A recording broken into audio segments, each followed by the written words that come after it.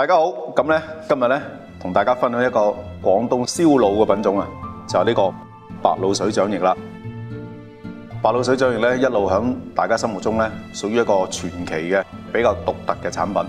白鷺水鵝掌翼咧用嘅一定係要黑中鵝嘅鵝掌翼，而且咧喺個大細上邊啊、規格上面咧，我哋都好嚴謹選用嘅。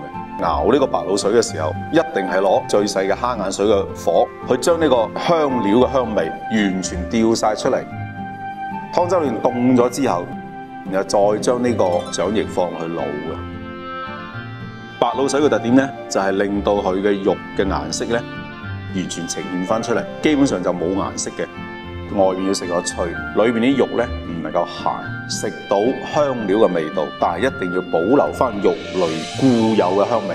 我同大家介紹下食呢個白鷺水掌翼咧，大家唔好話哇，好似怕醜啊，喂，落筷子啊，落咩嘢咁樣？嗱，好似我咁攞手啊，嗱咁樣食咧就最好嘅。點解咧？食完之後再吮下隻手，呢啲就滋味啊，食過翻尋味，食嘢滋味。